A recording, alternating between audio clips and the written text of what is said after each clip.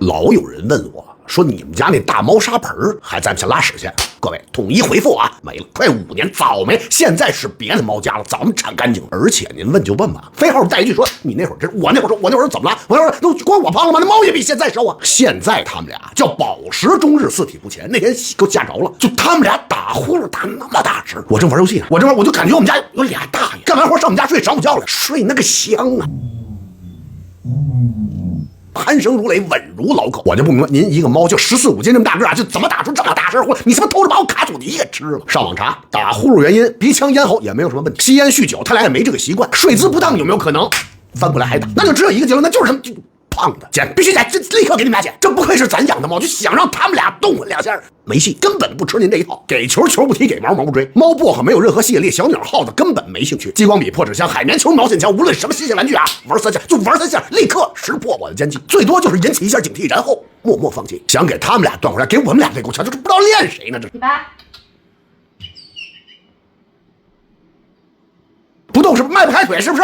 那就咱管住嘴。哎，给你们来一点低热量的猫饭。网上查说啊，英短和美短就是因为基因的问题，本身就容易发胖，跟我一样的。那人家问题有专门给这2辆猫设计的专用猫饭的，皇家英短猫粮和皇家美短猫粮。没球这份皇家英短猫粮特别添加了3大营养成分，对小心心很友好，优质蛋白加抗氧化复合物，促进吸收，让猫咪保持均衡体态。李白这份皇家美短猫粮可以减轻身体负担，皇家57年大品牌，高品质好口碑，精准营养。现在不光人得减，连猫都得减。那会儿我老纳闷，我说我在国外见过的猫啊，都是一条一条，咱这边无论是家猫野猫，全是一辆一辆。是因为咱这边火腿肠多吗？是因为咱这边猫条便宜吗？是因为咱这边吃的好吗？还是因为咱这边人普遍比外国更害怕这些毛茸茸的小玩意儿？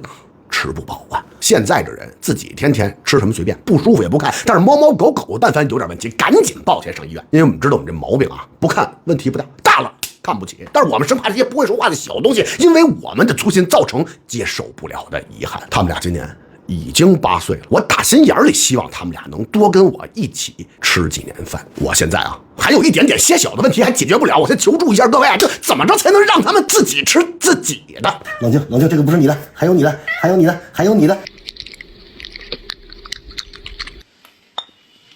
球子，你吃错了，你吃这碗，哪个你都吃。